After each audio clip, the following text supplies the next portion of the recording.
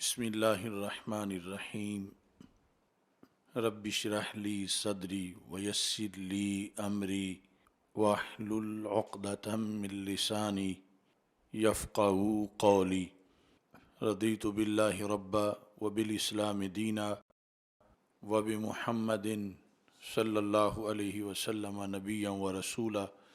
اللہ اکبر، اللہ اکبر، اللہ اکبر، لبیک لبیک لبیک یا رسول اللہ صلی اللہ علیہ وسلم۔ الحمد للہ رب العالمین والصلاة والسلام علی خاتم النبیین سید الرسل و خاتم المعصومین وعلی آلہ واصحابہ اجمعین، اما بعد فاعوذ باللہ من الشیطان الرجیم، بسم اللہ الرحمن الرحیم، فلا تقعد بعد الذکری مع القوم الظالمین۔ صدق اللہ العظیم وصدق رسولہ النبی الکریم الامین۔ ان اللہ وملائکتہ یصلون علی النبی یا ایہا الذین آمنوا صلوا علیہ وسلموا تسلیما۔ الصلاۃ والسلام علیک یا سیدی یا رسول اللہ وعلی آلک واصحابک یا حبیب اللہ۔ الصلاۃ والسلام علیک یا سیدی یا خاتم النبیین وعلی آلک واصحابک یا سیدی یا خاتم المعصومین۔ مولاي صل وسلم دائما ابدا علی حبیبک خیر الخلق کلہم۔ خدایا بحق بنی فاطمہ کہ بر قول ایماں کنی خاتمہ، اگر دعوتم رد کنی ور قبول، منو دستو دامان آل رسول صلی اللہ علیہ وسلم۔ اللہ تبارک و تعالی جل جلالہ وعم نوالہ واتم برہانہ وعظم شانہ وجل ذکرہ وعز اسمہ کی حمد و ثناء، اور حضور سرور کائنات، مفخر موجودات، زینت بزم کائنات، دستگیر جہاں، غم گسار زماں، سید سروراں، حامی بے کساں، قائد المرسلین، خاتم النبیین، احمد مجتبیٰ، جناب محمد مصطفیٰ صلی اللہ علیہ وآلہ واصحابہ وبارک وسلم کے دربار گوہر بار میں ہدیہ درود و سلام عرض کرنے کے بعد، السلام علیکم ورحمۃ اللہ وبرکاتہ۔ رب ذوالجلال کے فضل اور توفیق سے تحریک لبیک یا رسول اللہ صلی اللہ علیہ وسلم اور تحریک صراط مستقیم کے زیر اہتمام رمضان المبارک کے مقدس لمحات میں 29ویں فہم دین کورس کے سلسلہ میں حضرت سیدنا شاہ جلال رحمہ اللہ تعالی ریسرچ سینٹر سے یہ پروگرام لائیو نشر کیا جا رہا ہے۔ آج ہماری گفتگو کا موضوع ہے درس کس کا سنا جائے۔ انسان کے لیے زندہ رہنے کے لیے جس طرح جسمانی خوراک، جسمانی غذا ضروری ہے، اس سے کہیں زیادہ ایمانی زندگی کے لیے روحانی غذا ضروری ہے۔ جسمانی غذا اگر زہریلی ہو جائے تو اس سے جسم کی موت واقع ہو جاتی ہے، اور روحانی غذا جو ہے اگر اس میں ملاوٹ ہو جائے تو اس سے جان کے نقصان سے بھی بڑا نقصان ہو جاتا ہے۔ معاشرے میں جسمانی غذا کے لحاظ سے تو کچھ نہ کچھ حکومتوں کی طرف سے بھی اہتمام کیا جاتا ہے کہ فوڈ کے محکمے میں چھاپے مارے جاتے ہیں کہ کہاں ملاوٹ کی جا رہی ہے یا معیاری کھانا نہیں دیا جا رہا، مگر افسوس یہ ہے کہ جو اس سے بھی زیادہ اہم خوراک ہے روحانی، اس کے چیک اور بینڈلز کے لحاظ سے کوئی اہتمام نہیں ہے، اور جو معاشرے میں گمراہی ہے، فتنے ہیں، انتشار ہے، فرقہ واریت ہے اور فساد اور بگاڑ ہے، اس کا ایک بڑا سبب یہ ہے کہ جو خوراک دی جا رہی ہے مسلسل، روحانی خوراک، فکری خوراک، علمی غذا، وہ کافی حد تک ملاوٹ والی ہے یا زہریلی ہو چکی ہے، جس سے نشو و نما کی بجائے موت ملتی ہے، اور پھر اس کو کنٹرول کرنے کا کوئی نظام نہ وضع کیا جا رہا ہے اور نہ ایسا ہوتا کوئی نظر آ رہا ہے۔ آج کے اس پروگرام کے ذریعے سے ہر بندے کو دعوت ہے کہ جو دلائل ہم اس کے پیش کرتے ہیں اس کے پیش نظر وہ اپنی عاقبت سنوارنے کے لیے، خود بھی اپنی نسلوں کو محفوظ کرنے کے لیے بھی، اپنے عزیز و اقارب، اپنے حلقہ اثر دوستوں تک جہاں تک وہ کر سکتا ہے وہ اس کا اہتمام کرے کہ زہریلی خوراک سے تو بھوکا رہنا اچھا ہے، کم از کم اس میں ایمان اور جان کو تو خطرہ نہیں پہنچے گا، اور جان بوجھ کے غیر معیاری روحانی خوراک جس پر علمی یا روحانی کا لفظ بولا جاتا ہے، یا پھر جو زہریلی ہو چکی ہے، پائزن ہے، اس کا استعمال، یہ خودکشی ہے، فکری خودکشی ہے، تو اس سے بچنا چاہیے۔ قرآن مجید برہان رشید میں رب ذوالجلال کا سورہ انعام کے اندر فرمان ہے، آیت نمبر 68 میں اللہ تعالیٰ فرماتا ہے فَلَا تَقْعُدْ بَعْدَ الذِّكْرَ مَعَ الْقَوْمِ الظَّالِمِينَ، یاد آنے کے بعد ظالم قوم کے ساتھ مت بیٹھیے۔ جس طرح اللہ کے اوامر ہیں قرآن مجید میں، ایسے نواہی بھی ہیں۔ نواہی میں جس طرح پینے کے لحاظ سے ہے کہ شراب سے منع کیا گیا ہے، کھانے کے لحاظ سے خنزیر کھانے سے منع کیا گیا ہے، تو اسی قرآن میں بیٹھنے کا نصاب بھی بتایا گیا ہے۔ یہ کتنا بھولا ہوا انسان ہے جو کھانے پینے کے لحاظ سے تو قرآن کی حکم کو فالو کرتا ہے، لیکن بیٹھنے کے لحاظ سے قرآن کے حکم کو بھول جاتا ہے۔ یعنی یہ تو عافیت ہے کہ اگر وہ کھانے پینے کے لحاظ سے اہتمام کر رہا ہے، اور جو وہ بھی نہیں کرتا وہ مزید گیا گزرا ہے، لیکن جو بیٹھنے کے لحاظ سے حکم ہے اللہ تعالیٰ کا، اس کو کیوں اگنور کیا جا رہا ہے؟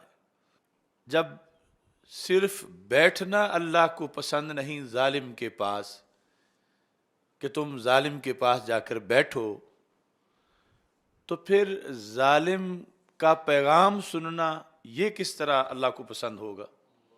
اور یہاں پیچھے جو تذکرہ آ رہا ہے اس سے ذرا لفظ ظالم کا تعین بھی ہو جائے، چونکہ ظلم کا بڑا وسیع مضمون ہے۔ وضع الشیء فی غیر محلہ، شے کا جو سٹیٹس نہ ہو اسے وہاں رکھنا، اصل اس کے مقام سے ہٹانا، یہ ظلم ہے، اور جو ہٹاتا ہے وہ ظالم ہے۔ پھر ایک ظلم اعتقاد کا ہے، دوسرا ظلم اعمال کا ہے، تو ظلم سارے ہی ظلم ہیں، اور قیامت کے دن کا انہیں اندھیرا کہا گیا ہے، اور اس کی وجہ سے انسان مجرم بنتا ہے۔ لیکن جب درجہ بندی کی جاتی ہے تو سب سے جو بڑا ظلم ہے وہ عقیدے کا ظلم ہے، یعنی عمل کا ظلم۔ بڑے بڑے عمل کے ظلم ہیں، اور ان میں ایک ہے مثلا کسی کو ناحق قتل کر دینا، یہ کوئی چھوٹا جرم نہیں، گناہ کبیرہ ہے، لیکن بالآخر اس میں معافی ہے۔ یہاں تک کہ ایک حدیث شریف میں کہ 100 کا قاتل بھی بخشا گیا، یہ نہیں کہ ہر قاتل بخشا جائے، مگر وہاں پر امکان ہے۔ مگر دوسری طرف جو عقیدے کا ظلم ہے، وہ کچھ ظلم ایسے بھی ہیں کہ جو بخشے جا ہی نہیں سکتے، بخشے جاتے ہی نہیں۔ ان اللہ لا یغفر ان یشرک بہ، اللہ اعلان کر چکا ہے کہ جس نے اس کے ساتھ شرک کیا، اللہ شرک کو نہیں بخشے گا۔ اور شرک کیا ہے؟ ان الشرک لظلم عظیم، شرک ایک بڑا ظلم ہے۔ قتل بھی ظلم ہے، شرک بھی ظلم ہے، مگر مقابلتاً قتل اتنا بڑا ظلم نہیں جتنا بڑا شرک ظلم ہے۔ قتل عمل کا ظلم ہے، شرک عقیدے کا ظلم ہے۔ تو ایسے ہی یعنی عقیدے کی جہت میں جو ظلم بنتا ہے کہ جیسا عقیدہ ہونا چاہیے ویسا کوئی نہیں رکھتا، تو اس نے جو ظلم کیا ہوا ہے یہ ظلم بہت بھاری ظلم ہے۔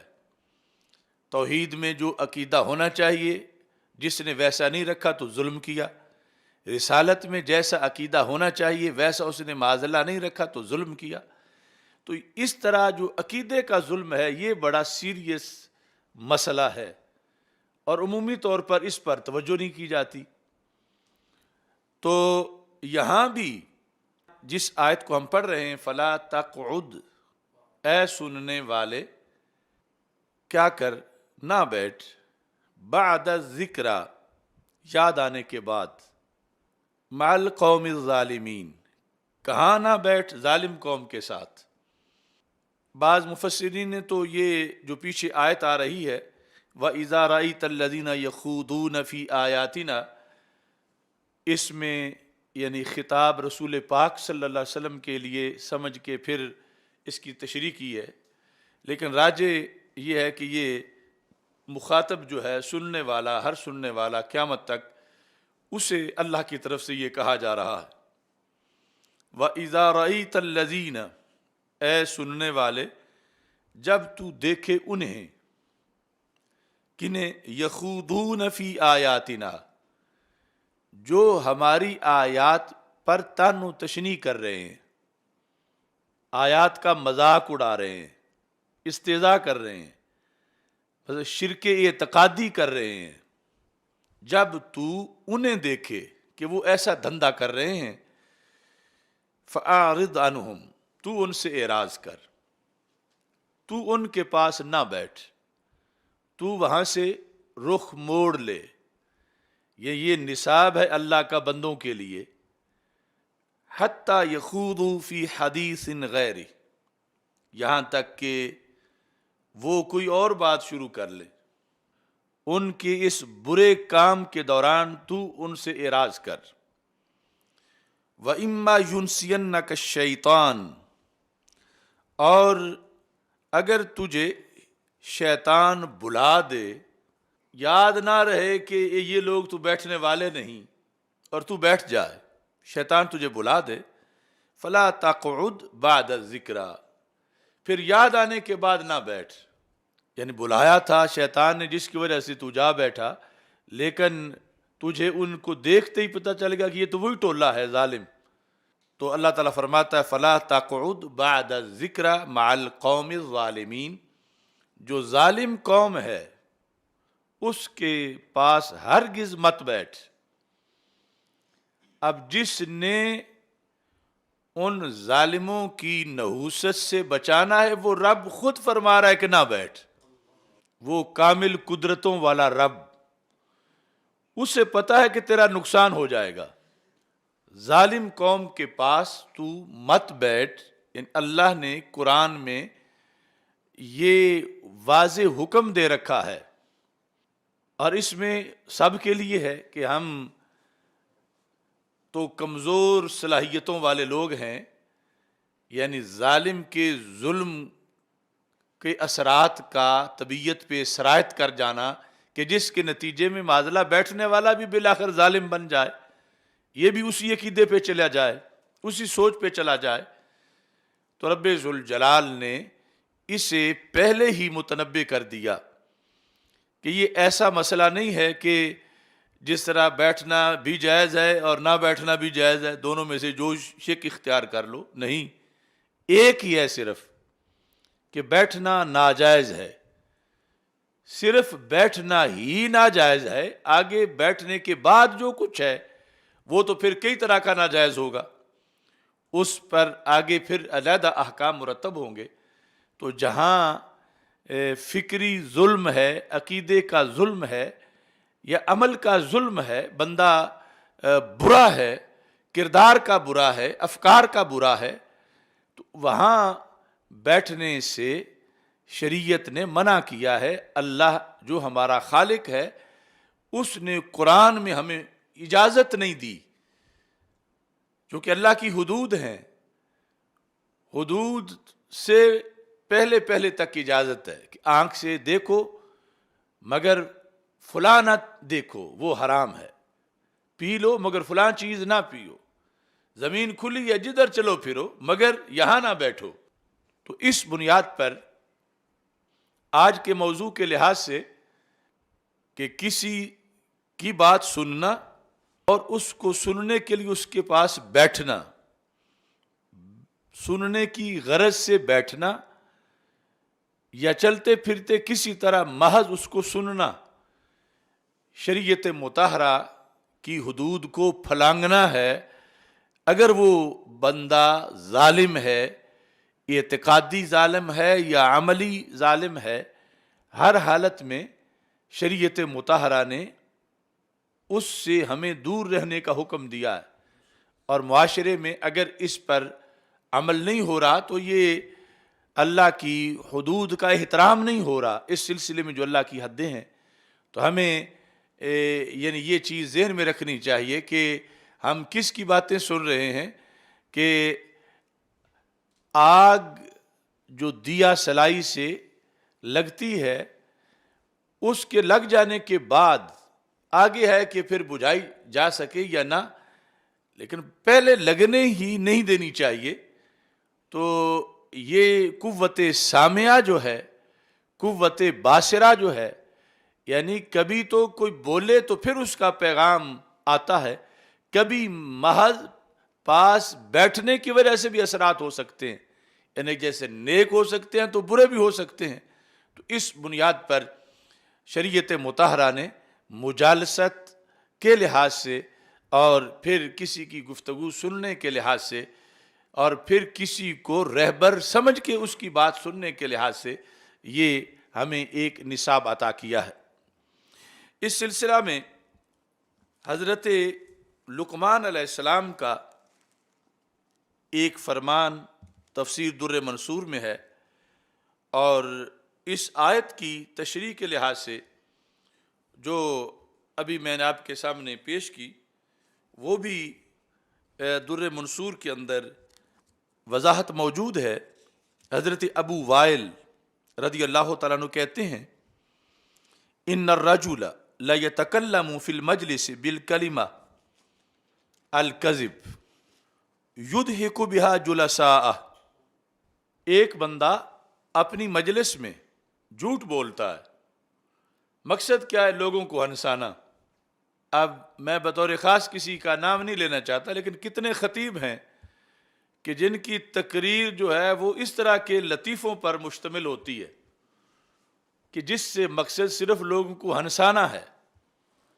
تو اس آیت کی تشریح میں امام سیوطی رحمۃ اللہ علیہ نے یہ آیت لکھ کر اس کے بعد جو تشریح لکھی ہے اس میں یہ حوالہ لکھا ہے کہ کیسے ایک انسان جو ہے وہ استہزاء کرتا ہے آیات کا، استہزاء کیسے ہوتا ہے، اور جو یعنی دوسری آیت وَقَدْ نَزَّلَ عَلَيْكُمْ فِي الْكِتَابِ أَنْ إِذَا سَمِعْتُمْ آيَاتِ اللَّهِ يُكْفَرُ بِهَا وَيُسْتَهْزَأُ بِهَا فَلَا تَقْعُدُوا مَعَهُمْ حَتَّى يَخُوضُوا فِي حَدِيثٍ غَيْرِهِ۔ یہ دوسری آیت جو ہے اس کے لحاظ سے بھی کہ جب تم دیکھو کہ اللہ کی آیت کے ساتھ جو ہے وہ کفر کیا جا رہا ہے اور استہزاء کیا جا رہا ہے تو وہاں نہ بیٹھو۔ تو اس میں انہوں نے یہ ذکر کیا کہ ان الرجل لا يتكلم في المجلس بالکلمہ، کہ ایک بات وہ مجلس میں کرتا ہے اور بات جھوٹ ہے، کیوں کرتا ہے؟ یضحک بها جلساء، جلسا جو جلیس ہے سامعین ان کو وہ ہنسانا چاہتا ہے۔ فَيَسْخَطَ اللَّهُ عَلَيْهِمْ جَمِيعًا، اللہ ان سب پہ ناراض ہو جاتا ہے، یعنی اس خطیب کی اس چٹکلے کی وجہ سے پوری مجلس سے اللہ تعالیٰ ناراض ہو جاتا ہے۔ یہ وضاحت جب حضرت ابو وائل رضی اللہ تعالیٰ عنہ سے روایت کی گئی تو کسی نے حضرت ابراہیم نخعی سے یہ کہا کہ کیا آیت کی تشریح کے مطابق یہ جو وضاحت ہے یہ سوٹ کرتی ہے؟ واقعی آیت کا یہی مطلب بنتا ہے؟ تو حضرت ابراہیم نخعی نے کہا سادہ کا ابو وائل، ابو وائل جو ہے انہوں نے یہ سچ کہا ہے کہ واقعی اگر کوئی اس طرح کرتا ہے تو اس کی وجہ سے پھر پورا جلسہ جو اس پہ اللہ ناراض ہو جاتا ہے۔ اور آپ نے کہا اولیس ذالک فی کتاب اللہ فلا تقعدوا معهم حتی یخوضوا فی حدیث غیری، کہا کہ اس میں پوچھنے کی کیا ضرورت ہے، یہ تو بالکل انہوں نے صحیح بتایا کہ اللہ کے قرآن کا یہی مطلب ہے کہ اس سلسلے میں بڑی پرہیز ہے بولنے والے کے لیے اور سننے والے کے لیے بڑا نصاب ہے۔ تو جو اس طرز کی گفتگو کرتا ہو جس میں یعنی جھوٹ مکس ہے لوگوں کو ہنسانے کے لیے، تو اس کو واعظ نہیں کہا جاتا، وہ مذاق ہے آیات کے ساتھ، اور اس سے نقصان یہ ہوتا ہے کہ صرف اسی کا ایمان خراب نہیں ہوتا بلکہ جو شرکا ہیں ان سب کا معاذ اللہ ایمان خراب ہو جاتا ہے جب وہ ہنسنے میں سارے متفق ہو جاتے ہیں اور اجتماعی طور پر وہ اس کے اندر اس کام میں جب وہ شریک ہوتے ہیں۔ تفسیر در منصور کے جلد نمبر 6 میں حضرت لقمان علیہ السلام کا ایک فرمان موجود ہے، اس کی تمہید سے میں اپنی گفتگو کو آگے بڑھانا چاہتا ہوں۔ آپ نے یہ ارشاد فرمایا اپنے بیٹے کو نصیحت کرتے ہوئے، اور یہ ہم سب مسلمانوں کے لیے نصیحت ہے اور ہر والد اپنی اولاد کو یہ نصیحت کرے۔ انہوں نے کہا کہ اذا رأیت المجلس یذکر اللہ عز وجل فیہ فاجلس معہم، کہ جب کوئی ایسی مجلس ہو جہاں اللہ کا ذکر کیا جا رہا ہے تو میرے بیٹے تم اس میں بیٹھ جاؤ۔ کیوں؟ کہا کہ دو ہی صورتیں ہیں، یا تم عالم ہو یا تم عالم نہیں ہو۔ فَإِنَّكَ إِن تَكُ عَالِمًا، اگر تو تم عالم ہو، يَنْفَعْكَ عِلْمُكَ، تو پھر تمہیں اس مجلس میں بیٹھنے سے تمہارا علم تمہیں فائدہ دے گا۔ مجلس ذکر یعنی مجموعی طور پر معنی مطلب یہ ہوگا کہ جہاں قرآن و سنت پڑھا جا رہا ہے، پڑھایا جا رہا ہے، ذکر و فکر ہے، اس جگہ تم بیٹھو گے۔ اگر تم پہلے ہی عالم ہو تو پھر تمہارے علم کو زنگ نہیں لگے گا، تمہیں تمہارا علم فائدہ دے گا۔ وَإِن تَكُ غَبِيًّا، دوسرے نسخے میں ہے عَيِّيًّا، یعنی اگر تم ان پڑھ ہو تو پھر کیا ہوگا؟ يُعَلِّمُوكَ، وہ جو اہل علم بیٹھے ہیں تجھے علم دے دیں گے۔ اگر تو علم ہے تو تمہیں فائدہ ہوگا اپنے علم کا، تمہارا علم فنکشنل ہو جائے گا، اس کے چشمے پھوٹ پڑیں گے۔ اور اگر نہیں پہلے علم تو پھر وہ تجھے علم دے گے، یعنی مجمع ایسا ڈھونڈو کہ جہاں علم تقسیم ہو رہا ہو، جہالت نہ بٹ رہی ہو، علم ہو اس میں، تو اس کا یہ فائدہ ہے کہ اگر پہلے کچھ تمہیں آتا ہے تو اس میں اضافہ ہوگا، اور اگر نہیں آتا تو پھر ابتدا ہو جائے گی اور تجھے فیض ملے گا۔ اور ساتھ ہی اگر اللہ نے اس محفل کو نظر رحمت سے دیکھا تو کیا ہوگا؟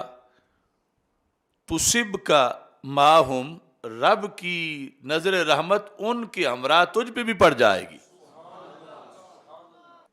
یعنی بندے خوش عقیدہ ہیں، بندے خوش عمل ہیں، برے نہیں، بد اعتقاد نہیں۔ یعنی جہاں کوئی درس قرآن کے لیے جاتا ہے، جہاں کوئی جمعہ پڑھنے کے لیے جاتا ہے، اگر وہ لوگ اچھے عقیدے والے ہیں اور جس مجمع میں جا رہا ہے وہ ڈانس کرنے والے، تالیاں بجانے والے اس طرح کے نہیں، نیک لوگ ہیں، تو اس میں 3 فائدے بیان کیے حضرت سیدنا لقمان علیہ السلام نے کہ اگر تم پہلے علم والے ہو تو تمہیں تمہارا علم فائدہ دے گا، اگر نہیں تو تمہیں علم آ جائے گا۔ اور تیسرے نمبر پر جب رب انہیں خوش ہو کے دیکھے گا تو تم بھی ساتھ ہی تمہارا بیڑا بھی پار ہو جائے گا۔ اور کہا یا بنیا لا تجلس فی المجلس الذی لا یذکر فیہ اللہ، اس مجلس میں نہ بیٹھو جہاں اللہ کا ذکر نہیں ہوتا. کیوں؟ فإنک ان تک عالما لا ینفعک علمک، کہ اگر تم عالم بھی ہوئے تو اس مجلس میں جہاں اللہ کا ذکر نہیں ہو رہا پھر تمہارا علم تمہیں فائدہ نہیں دے گا. وَإِن تَكُ عَيِّيًّا يَزِيدُوكَ عَيًّا، اگر تم جاہل ہو تو وہ تمہیں بڑا جاہل بنا دیں گے. اور اگر اللہ نے ادھر دیکھا ناراضگی سے تو پھر یوسف کا معاہم، وہ ناراضگی تمہیں بھی ساتھ ہی پہنچے گی. تو اس بنیاد پر خلاصہ یہ ہے کہ یعنی بندے کو بیٹھنے کی جگہ کا بھی انتخاب کرنا چاہیے کہ وہ کہاں جا کے بیٹھنے لگا ہے. بیٹھنے کا بھی ایک شرعی نصاب ہے، بیٹھنے کی بھی حدود ہیں، بیٹھنے کے لحاظ سے بھی شریعت میں گائیڈنس ہے ہمارے لیے کہ بیٹھتے وقت کہاں بیٹھنا ہے. تو یہ یعنی درس کے موضوع میں کہ درس کس کا سنا جائے، یہ پہلے ہمیں تعین کرنا پڑے گا کردار کے لحاظ سے بھی اور کردار سے بڑھ کے افکار کے لحاظ سے بھی، کہ جس کا ہم درس سننا چاہتے ہیں اس کا ذاتی کردار کیا ہے، اور ذاتی کردار سے بڑھ کر اس کا اعتقاد کیا ہے، افکار اس کے کیا ہیں، اور اس کے بعد جو ہے وہ پھر آگے جو ہے وہ اثرات اچھے مرتب ہو سکتے ہیں. ورنہ انسان کی جو پہلی صورتحال ہے معاذ اللہ خطرہ ہے کہ وہ اس سے بھی گر جائے، اس مقام سے بھی، اور وہ خسارے کا شکار ہو جائے. نبی اکرم نور مجسم شفیع معظم صلی اللہ علیہ وسلم کا ایک فرمان کنز العمال سے آپ حضرات کے سامنے پیش کر رہا ہوں کہ درس کس کا سنا جائے. یہ جلد نمبر 9 ہے، صفحہ نمبر 147 ہے. اور دوسری طرف یہی فرمان حلیۃ الاولیاء کے اندر جلد نمبر 8 اور صفحہ نمبر 61 پر ہے. ہمارے آقا صلی اللہ علیہ وسلم سے سیدنا جابر رضی اللہ تعالیٰ عنہ روایت کرتے ہیں کہ رسول پاک صلی اللہ علیہ وسلم نے ارشاد فرمایا، یعنی یہ قول صحابی نہیں، فرمان رسول علیہ السلام ہے. قال رسول اللہ صلی اللہ علیہ وسلم لا تجلسوا ما کل عالم، جاہل تو جاہل رہا، فرمایا ہر عالم کے پاس مت بیٹھو. ایک تو یہ ہے نا کہ بیٹھ جائے اور کہے کہ میں توجہ سے سنوں گا نہیں، بیزار ہو کے بیٹھا رہوں گا. سرکار کہتے ہیں بیٹھو ہی نہیں. لا تجلسوا ما کل عالم الا ما عالم، فرمایا جس عالم میں یہ شرطیں پائی جائیں جو آگے میں بتاتا ہوں اس کے پاس تو بیٹھو، اور جس میں یہ شرطیں نہ ہوں اس عالم کے پاس مت بیٹھو. لا تجلسوا ما کل عالم الا ما عالم. تو مطلب یہ ہے کہ ایک ہے 1 گھنٹے کے لیے بیٹھنا، ایک ہے 9 سال کے لیے درس نظامی کے لیے بیٹھنا، ایک ہے 1 دن کے لیے بیٹھنا، ایک ہے اس کو مسجد میں امام منتخب کیا جا رہا ہے نماز پنجگانہ کے لیے روز بیٹھنا یا جمعے کے لیے. تو یہ یعنی جو محلوں کی کمیٹیاں ہیں یا محلوں کے جو نمازی ہیں یا مدارس کے جو طلباء ہیں یا پوری امت ہے، اس کے لیے رسول پاک صلی اللہ علیہ وسلم کا اس سلسلہ میں فرمان ہے کہ بچہ حفظ کس کے پاس کرے، بچہ درس نظامی کس کے پاس پڑھے، بندہ درس قرآن کس کا سنے، بندہ جمعہ کہاں پڑھے، اولاد کو کہاں پڑھائے. تو رسول پاک صلی اللہ علیہ وسلم ارشاد فرماتے ہیں اس عالم کے پاس بیٹھو یدعوکم من 5 الی 5، جو تمہارے اندر 5 تبدیلیاں لائے. من 5 الی 5، تمہارے اندر 5 تبدیلیاں لائے، یعنی ہو سکتا ہے کہ وہ 5 چیزوں میں سے کوئی تمہارے اندر ہے تو اس عالم میں یہ کمال ہو کہ وہ جو پہلے ہے اسے بدل کے اس کی جگہ اچھی چیز تمہاری طبیعت میں لے آئے، 5 سے 5 کی طرف۔ کیسے؟ من الشک الی الیقین، جو تمہیں بد اعتقادی سے خوش اعتقادی کی طرف لائے، جو تمہیں شک سے نکالے یقین کی طرف لائے۔ یعنی عمومی طور پر عوام کی یہ بیماری ہوتی ہے کہ پتہ نہیں چل رہا صحیح کون ہے، بس سارے ہی ٹھیک ہیں یا کیا ہے۔ تو عالم اس کے پاس بیٹھنے کی اجازت دی رسول پاک صلی اللہ علیہ وسلم نے کہ اس کا سبق سنو کہ جو تمہیں شک سے یقین کی طرف لائے۔ اور اگر عالم خود ہی مجموعہ شک ہو، اسے اپنا ہی پتہ نہیں، یا اس کو دیکھنے سے دیکھنے والے کو پتہ چلتا ہے کہ اس کو تو خود پتہ نہیں کہ حق پر کون ہے، یہ صبح کسی کے ساتھ ہوتا ہے، شام کسی کے ساتھ ہوتا ہے، کبھی کسی کے ساتھ ہوتا ہے، کبھی کسی کے ساتھ ہوتا ہے، تو پھر اس کے پاس بیٹھنے کی سرکار اجازت نہیں دے رہے۔ پکے عالم کے ساتھ بیٹھو، اتنا پکا ہو کہ جو تمہارا شک بھی دور کر دے، شک سے نکال کے جو تمہیں یقین دے، اس کی بات سنو، اس کے پاس بیٹھو۔ بلکہ بات سننے سے پہلے بیٹھنے کے لیے بھی اسے پسند کرو، یا پھر آگے سلسلہ بیعت ہے تو اس سلسلہ میں اسے پسند کرو، اسے کہ جو شک سے نکال کے یقین دینے کی صلاحیت رکھو، تو پھر اس کا قرب اختیار کرو، پھر اس کے ہاتھ میں ہاتھ دو۔ اور جو شک کی فرنچائز بن کے بیٹھا ہوا ہو کہ پکے لوگ بھی ہیں تو انہیں بھی شک میں دھکیلے اور ان کو بد عقیدہ بنائے، یا یقین سے شک کی طرف ان کو وہ کھینچ رہا ہو، تو ہمارے آقا صلی اللہ علیہ وسلم امتی کو اجازت نہیں دے رہے اس کے پاس جانے کی۔ تو فرمایا جو 5 سے 5 کی طرف تمہیں دعوت دینے والا ہو اس عالم کے پاس تم جاؤ، ہر عالم کے پاس نہ جاؤ۔ یعنی ایک تو یہ نا کہ جاہل کے پاس نہ جاؤ، ظالم جو بدکار ہے، جو غنڈہ ہے، جو بدماش ہے، اس کے پاس نہ جاؤ۔ دوسرا فرما ہر عالم کے پاس بھی نہ جاؤ، اس عالم کے پاس جاؤ کہ جس عالم کے اندر انقلاب لانے کی تمہارے اندر اس میں صلاحیت ہو۔ اور اس میں پہلی چیز یہ ہے کہ رسول پاک صلی اللہ علیہ وسلم نے فرمایا من الشک الی الیقین۔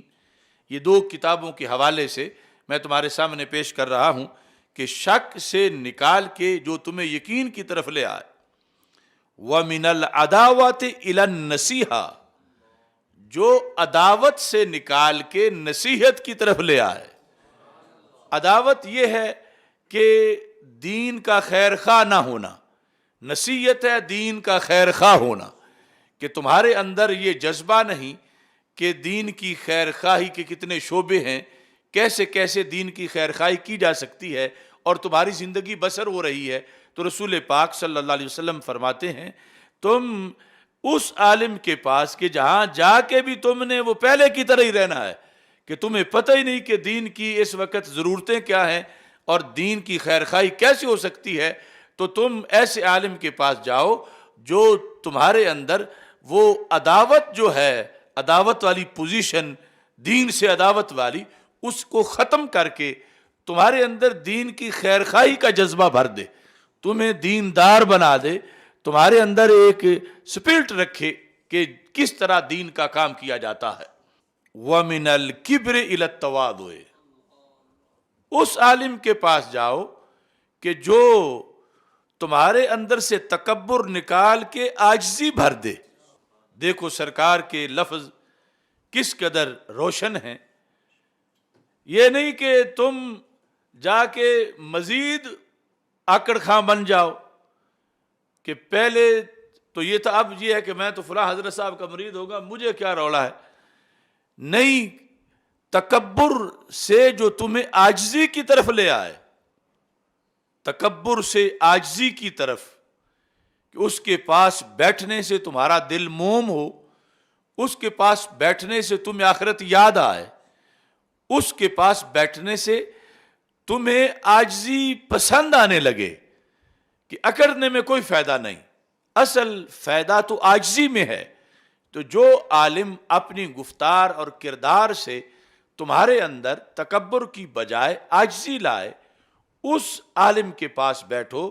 رسول پاک صلی اللہ علیہ وسلم نے اپنی امت کے عوام کو قیامت تک کے لیے یہ جو پیکج دیا، سرکار چونکہ خاتم النبیین صلی اللہ علیہ وسلم ہیں کہ میں چلا جاؤں گا لیکن قیامت تک میری امت تو رہے گی، اور اس امت کی اس وقت بھی رہنمائی میں نہیں کرنی ہے، تو اس طرح میری امت جیے کہ معاشرے کے اندر ڈھونڈ کر کے ایسے عالم کے پاس جائے، ایسے پیر طریقت کے پاس جائے کہ جس کے اندر یہ خوبیاں موجود ہوں کہ اس کو جا کر دیکھنے سے اگرچہ وہ بول ابھی نہ بھی رہا ہو تو پتہ چل جائے کہ وہاں پر تکبر کو اپریشیٹ نہیں کیا جاتا بلکہ تواضع کو اپریشیٹ کیا جاتا ہے، اور عاجزی جو ہے چھلک رہی ہے۔ تو رسول پاک صلی اللہ علیہ وسلم نے یہ حکم ارشاد فرمایا۔ چوتھے نمبر پر وَمِنَ الرِّيَاءِ إِلَى الْإِخْلَاصِ، ہر عالم کے پاس نہ بیٹھو، اس عالم کے پاس بیٹھو جو تمہیں ریا سے اخلاص کی طرف لے آئے۔ یعنی اگر تم پہلے ہی ریا سے پاک ہو تو وہ پھر ترقی تمہیں دے، اور اگر تمہیں مرض ہے تو وہ اس کو صحیح کرے، یعنی یہ اس کا کام ہے کہ وہ اسپیشلسٹ ہو، اور اگر جن خامیوں سے اس نے بچانا ہے معاذ اللہ وہ خود انہی خامیوں کا شکار ہو تو پھر بیٹھنے والے کو فائدہ کیا ہوگا؟ تو سرکار پھر بیٹھنے سے منع کر رہے ہیں کہ پھر اس کے پاس تم نہ جاؤ، اس کے پاس جاؤ کہ جہاں تمہیں یہ فائدہ ملے کہ تم ریا سے چھٹکارا پا جاؤ، ریا سے نجات پا جاؤ اور اخلاص کی طرف آ جاؤ۔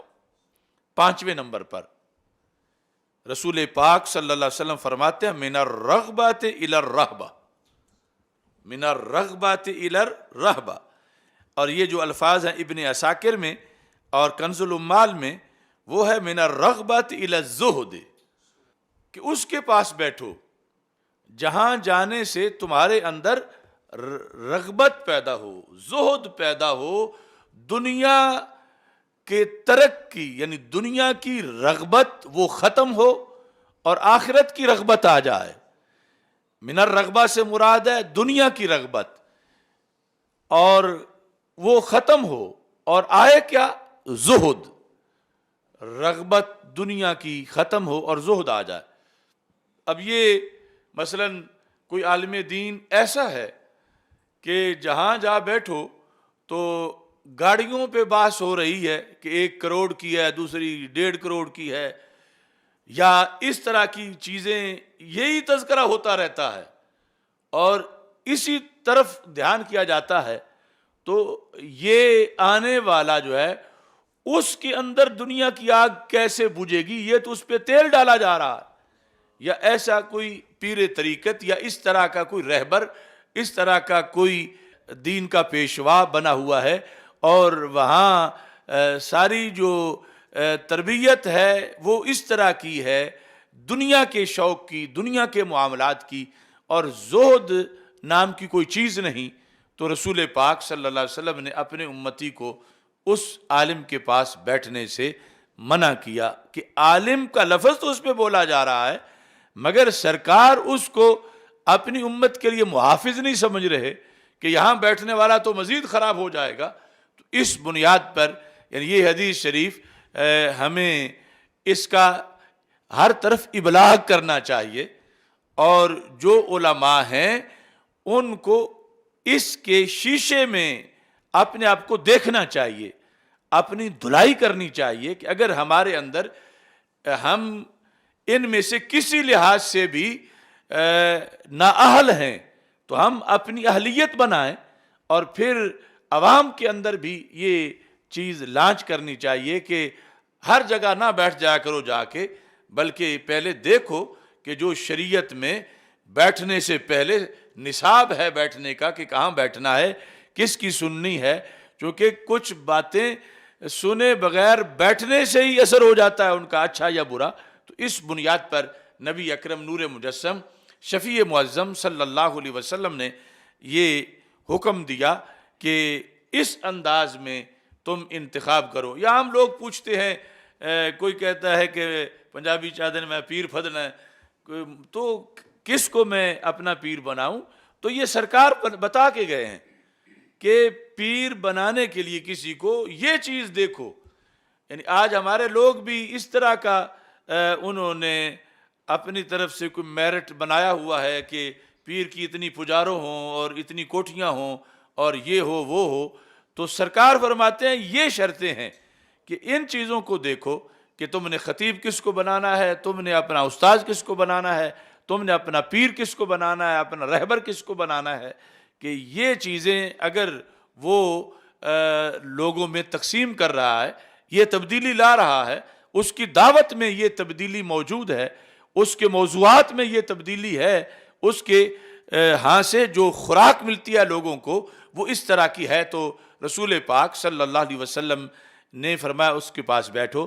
اور پھر جو مبلغین ہیں, علماء ہیں, ان کے لیے پیغام ہے کہ ہمیں اپنا محاسبہ کرنے کے لیے اس حدیث کو سامنے رکھنا چاہیے اور اس کی روشنی میں جو کمی ہو اس کمی کو دور کرنا چاہیے تاکہ سرکار کے میرٹ پر بندہ پورا اترے. یعنی اگرچہ کما حق کو ہو تو بہت مشکل ہے, مگر وہ یہ ظاہری جو لفظ ہیں ان کے لحاظ سے کچھ نہ کچھ تو اس کے پاس موجود ہو. تو اس بنیاد پر یہ حدیث, اس کورس کا خصوصی ایک لنگر ہم اپنے سامعین کو جو اللہ کے فضل سے پوری دنیا میں ہیں ان کو پیش کر رہے ہیں. اب اس کے ساتھ نبی اکرم نور مجسم شفیع معظم صلی اللہ علیہ وسلم نے پھر عقیدے کے لحاظ سے زیادہ زور دیا. جس طرح کہ شروع میں کہہ چکا ہوں کہ عمل کا ظلم اس پر عقیدے کا ظلم زیادہ بھاری ہے, تو ایک شخص کے پاس جانے سے عمل میں بگاڑ آئے تو آنا تو وہ بھی نہیں چاہیے, لیکن اگر اس کی بات سننے سے عقیدے میں بگاڑ آ جائے تو پھر یہ مزید زیادہ خرابی ہے. تو ہمارے آقا صلی اللہ علیہ وسلم سے حضرت عمر رضی اللہ تعالی عنہ روایت کرتے ہیں جو سنن ابی داؤد میں ہے. نبی اکرم صلی اللہ علیہ وسلم نے فرمایا لا تجالسوا اہل القدر, اگر کوئی بندہ تقدیر کا عقیدہ نہیں مانتا تو اس کے پاس مت بیٹھو. لا تجالسوا, یہ میں بطور مثال ایک صرف پیش کر رہا ہوں, اس مضمون کی سینکڑوں حدیثیں ہیں. یعنی آج جو صلح کلیت ہے اور ہر دیگ کا چمچہ بننے کا جو ایک فیشن ہے اور ہر چراگاہ میں چرنے کا جو ایک رواج ہے, تو سرکار دو عالم صلی اللہ علیہ وسلم ادھر اللہ کا پہلے فرمان سنایا فلا تقعد بعد الذکر مع القوم الظالمین, کہ جن ذاتوں کے سہارے جینا ہے وہ تو پہلے سمجھا رہے ہیں. اللہ فرماتا مت بیٹھو, سرکار فرماتے ہیں لا تجالسوا اہل القدر, یعنی جو بد عقیدہ ان میں سے ایک کمپنی کا ذکر کر کے قدریہ فرقے کا فرمایا کہ ان کے پاس مت بیٹھو, بلکہ یہ بھی فرمایا ولا تفاتحوہم, کہ یہ اتنے زہریلے ہیں ان سے مناظرہ بھی نہ کرو. یعنی مناظرہ کرنے کے لیے بھی نہ بیٹھو, ایک تو یہ نہ سمجھنے کے لیے بیٹھنا. یعنی بعض ایسے ہیں کہ ان کے مقابلے میں مناظرہ کرنا کے لیے بیٹھنا جہاد ہے, لیکن یہ جو ان کا روگ ہے اس کے لحاظ سے رسول پاک صلی اللہ علیہ وسلم نے فرمایا کہ ولا تفاتحوہم, جس کا جو ترجمہ ہے الکاشف عن حقائق سنن کے اندر یہ کیا گیا لا تناظروہم ولا تباسوا معہم عن الاعتقاد فإنہم یوقعونکم فی الشک, کہ ان کے ساتھ تم بحث نہ کرو, وہ تمہیں بھی شک میں ڈال دیں گے. تو اس بنیاد پر یعنی یہ جو ایک ینگ جنریشن میں ہے کہ اپنے اوپر اعتماد کے ہم کسی کو قائل کر لیں گے یا یہ دیکھیں تو صحیح, سوال تو کریں, پوچھیں تو صحیح, تو کچھ ایسے مقامات ہیں کہ جہاں پر جانے کی اجازت ہی نہیں, اگلی بات تو بعد میں ہے. تو اس بنیاد پر یعنی جو عالم مثلاً وہ ایک بیماری کی نشانی ہے۔ مثال کے طور پر ہمارے معاشرے میں جس طرح غامدی ہے، یا یہ جو وہ ایک چول ہے جیلم میں، یا اس طرح کے جو لوگ ہیں، یعنی کوئی کہے کہ میں چسکا تو لوں تھوڑا سا، تو وہ چسکا لیتا ہی جہنم میں جا گرے گا۔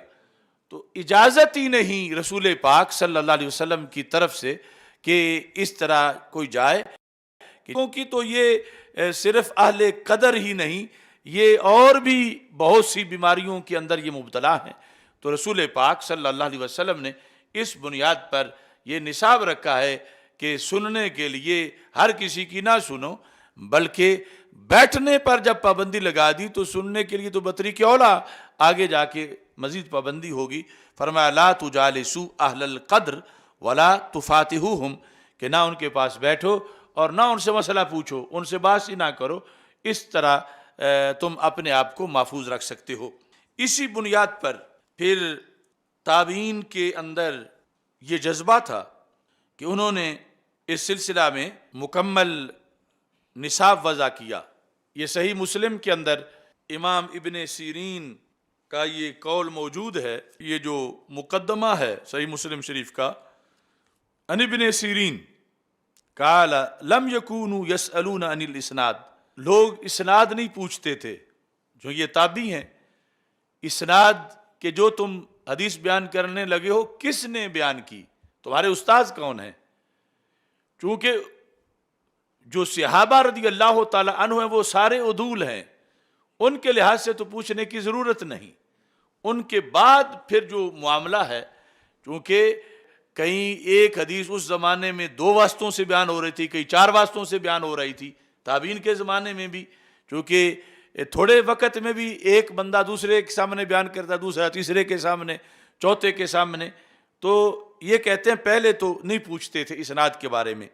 فلما وقعت الفتنہ، جب فتنہ آ گیا، اب جس فتنے کا ذکر ابن سیرین کر رہے ہیں ظاہر ہے وہ انہی کے زمانے کا ہے، ان کے وصال کے بعد والے فتنے کا تو وہ ذکر نہیں کر رہے، کہ جب فتنہ آ گیا یعنی بد اعتقادی آ گئی، اور پھر یہ جو خوارج ہیں، معتزلہ ہیں، روافض ہیں، نواسب ہیں، اور وہ جو اس زمانے کے اندر یہ لوگ جو ہیں وہ پیدا ہو چکے تھے، کہتے ہیں جب یہ فتنہ آ گیا، قالو، اب جس وقت دین کی بات سننے کا موقع ہوتا ہے یا دعوت دی جاتی ہے کہ فلاں حضرت صاحب خطاب کرنا چاہتے ہیں سنو، فلاں پڑھانا چاہتے ہیں سنو، تو کہتے ہیں اب ہمارے زمانے میں یہ قانون ہے، ہم کہتے ہیں سمو لنا رجالکم، کہ تم ہمارے سامنے اپنے اساتذہ کا نام بتاؤ، یعنی یہ حدیث جو بتانا چاہتے ہو یہ کس سے تم نے سنی۔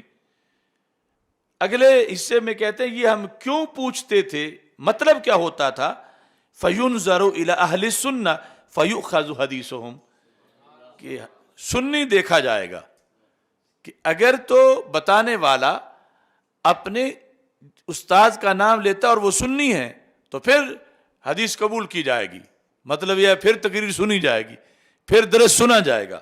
وَيُنْظَرُ إِلَىٰ أَهْلِ الْبِدْعِ، یہ اہل البدع ہر بد عقیدہ کو کہا جاتا ہے، یعنی کسی ایک بد عقیدہ کا یہ نام نہیں، جتنے بھی بد اعتقادی اس وقت آ چکی تھی اور جتنی اس کے بعد آئی وہ سب اہل بدع ہیں۔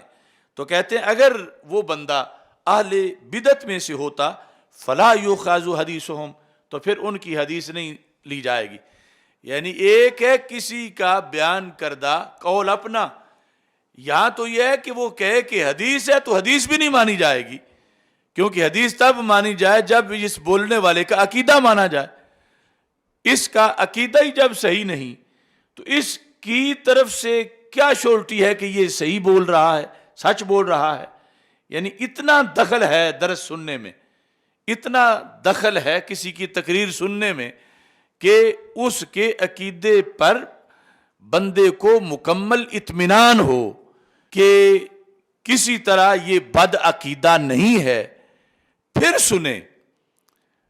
اگر اطمینان نہیں تو اس سے نہ سننا کروڑ درجہ اچھا ہے سننے سے، کیونکہ سننے سے جس طرح وہاں پر ایک ہے زہریلی خوراک کھانا، دوسرا ہے بھوکے رہنا، تو زہریلی کھانے سے بھوکے رہنا اچھا ہے، کہ مرے گا تو نہیں، زندہ تو رہے گا، اور جب ملے گی کھا لے گا، لیکن زہریلی سے تو بڑا نقصان ہو جائے گا۔ تو اس بنیاد پر یعنی پیر چننا، استاذ چننا، خطیب، اور یہ کہ نیٹ سے کس کو سنے، ٹی وی سے کس کو سنے، یہ کس کا لیکچر سنے، کس کی بات سنے، تو یہ وہ زمانہ جب ابھی ملاوٹ مثال کے طور پر 2% ہوئی تھی، اس وقت یہ سکریننگ تھی، اور اب جب 100% سے بھی زیادہ ہو گئی ہے بعض معاملات میں، تو کس قدر لازمی ہے کہ یہ دیکھا جائے، روزانہ والدین دیکھیں کہ ان کے بچے کس کی بات سنتے ہیں، کہاں سے سنتے ہیں، کس کے پیچھے جمعہ پڑھتے ہیں، سکول میں کس کی بات سنتے ہیں، دوستوں میں سے کس کی بات سنتے ہیں، کیونکہ ہر طرف فتنہ جو ہے وہ بچے نکال چکا ہے، اور فتنوں کی نانیاں دادیاں آگے بہت ترقی کر چکی ہیں۔ تو اس بنیاد پر یعنی ہمارے آج کی اس گزارش کا یہ مطلب ہے کہ ایک بڑا مسئلہ ہے کہ اولادوں کو چھوڑ دینا اور پیچھے دھیان ہی نہ کرنا کہ وہ کہاں فکری کس چراگاہ میں ہیں، کس گھاٹ سے پی رہے ہیں۔ تو والدین کو یہ چاہیے قبل اس کے کہ وہ لٹ جائیں، یعنی بیٹا ان کا ہو اور وہ مرتد ہو چکا ہو، بدعقیدہ ہو چکا ہو، اور پھر یہ اسے نفرت کریں، اور وہ ان کا جنازہ پڑھنے کو تیار نہ ہو، یہ اس کا پڑھنے کو تیار نہ ہو۔ اتنے بڑے حادثے سے پہلے چاہیے معاذ اللہ کہ روزانہ یہ دیکھا جائے کہ سرکار صلی اللہ علیہ وسلم نے جو قرآن نے ہمیں ایک طریقہ دیا ہے کہ بیٹھنا کہا ہے، سننی کس کی ہے، المرء علی دین خلیلہ فلینظر احدکم من یخالل، بندہ اپنے دوست کے دین پر ہوتا ہے، اسے چاہیے کہ وہ دیکھے کسے دوست بنا رہا ہے۔ تو اس بنیاد پر یہ چیزیں نہایت اہم ہیں۔ اس میں کچھ لوگوں کا یہ اپنی ول پاور کا ہوتا ہے کہ نہیں جی کچھ نہیں ہوتا، ہم کو بچے تو نہیں، ہم تو بڑے ہیں، اور اس طرح کی باتیں۔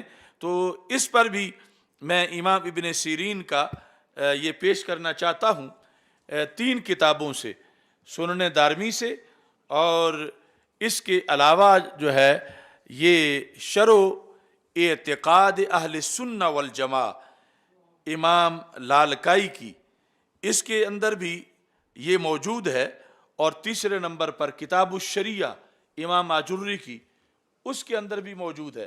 یعنی ان تینوں کے حوالے سے، اور اس کے علاوہ بھی اس کے حوالہ جات ہیں اس بات کے جو میں آپ کے سامنے اب پیش کرنا چاہتا ہوں۔ اس پر بھی وہ جو جہلم کا پاگل ہے اسے اعتراض تھا، چونکہ ایسے لوگوں کی دہاڑی ماری جاتی ہے جب یہ چیزیں سامنے آ جائیں، کیونکہ ان کا سارا فتنہ بچے نکال ہی اس لیے رہا ہے کہ ان چیزوں کو پیش نہیں کیا جا رہا۔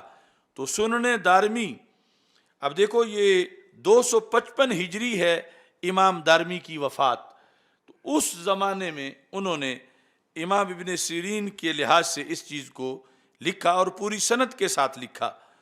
یہ صفحہ نمبر 109 ہے۔ کہتے ہیں داخل رجلان من اصحاب الاہواء، یعنی جس طرح اہل بیدع بد عقائد کو کہا جاتا ہے، ایسے ہی اہل اہواء بھی بد عقیدہ جتنی بھی کمپنی ہیں ان سب کو کہا جاتا ہے، سب کو مشترکہ نام ہے۔ 2 بندے آ گئے امام ابن سیرین کے پاس۔ اب ابن سیرین نہ ویسے نہ بالغ تھے، نہ فکری نہ بالغ تھے، یعنی عمر بھی بڑی تھی، پھر اتنے بڑے تابعی تھے، اور اتنی بڑی پڑھی ہوئی شخصیت تھے۔ تو ان کے پاس جو ہے وہ 2 بد عقیدہ آ گئے۔ فقال یا ابا بکر، آپ کی کنیت جو ہے وہ ابو بکر ہے، کہنے لگے کہ نحدثک بحدیث، ہم تجھے ایک حدیث سنانا چاہتے ہیں، بس 2 منٹ دو، ہم حدیث سنانا چاہتے ہیں۔ کتنا مقدس لفظ ہے کہ ہم تجھے حدیث سنانا چاہتے ہیں۔ قال لا، آپ نے فرمایا اجازت نہیں، میں نہیں تم سے سننا چاہتا، یعنی مطلب تم سے نہیں سننا چاہتا، ویسے تو دن رات حدیث پڑھتے پڑھاتے ہی ہیں، لیکن جو تم سنانا چاہتے ہو میں نہیں سننا چاہتا۔ تو انہوں نے کہا چلو حدیث سے اوپر پھر قرآن ہے۔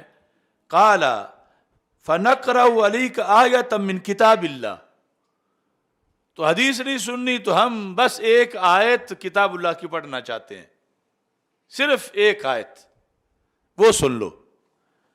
قال لا، امام ابن سیرین نے کہا میں تمہاری زبان سے آیت بھی نہیں سننا چاہتا۔